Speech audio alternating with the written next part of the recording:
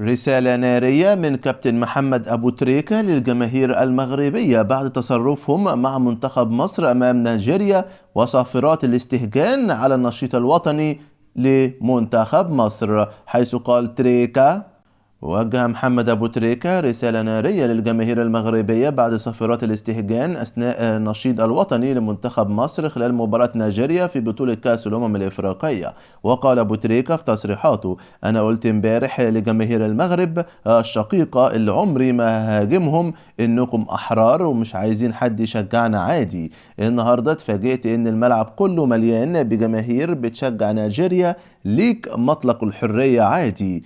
وأضاف تريكة: لكن هل يليق إنه السلام الوطني المصري اللي هو بيوازي السلام الوطني المغربي أو يوازي أي سلام وطني عربي يعزف وسط صافرات الاستهجان من الجماهير؟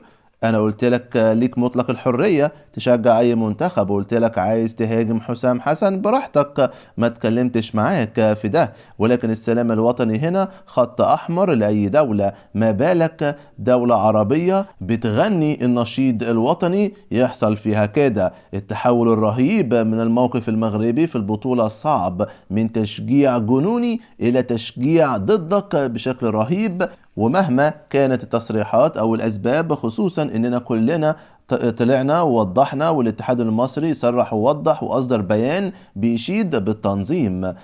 وزاد أبو تريكة: إحنا هنا لم نتحدث على التحكيم ولا مرة، ما طلعناش بيان زي الاتحاد السنغالي، في الآخر ما فيش أي شيء رسمي صدر من الجانب المصري علشان يحصل كل ده، ولو في تصريح هنا أو هنا لا يستحق رد الفعل ده كله. واختتم أبو تريكة: إحنا كمصريين ساندنا بما يكفي والعتاب مستمر، فأنا أتمنى إن الفترة اللي جاية تبقى الدنيا تمام ومحدش يزعل مننا برضو، لأن الفترة اللي جاية هيبقى في بطولات هنا أكيد، ولو حصل نفس الموقف من الجماهير المصرية محدش هيقدر يقول لها أي حاجة.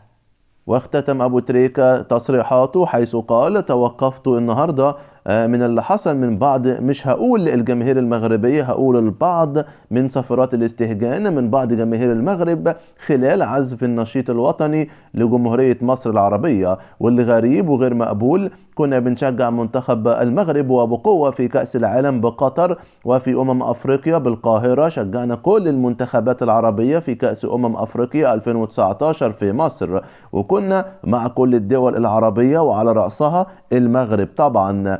ولكن اللي حصل النهاردة شيء مؤسف، شجع نيجيريا زي ما انت عايز، انا مش هقول لك حاجة، لكن ما حدث من استهجان وتجاوزات اثناء عزف النشيد الوطني المصري بتنم عن قلة وعي من بعض الجماهير الغير مسؤولة. وأضاف أبو تريكة: احترامك للنشيد الوطني المصري هو احترام لبلادي، ما ينفعش نخلي كرة القدم تسيء للعلاقات بين الدول، لابد أن يكون هناك اعتذار واضح، ولازم الاتحاد المصري يطلب من الاتحاد المغربي يصدر بيان اعتذار عن تصرفات البعض.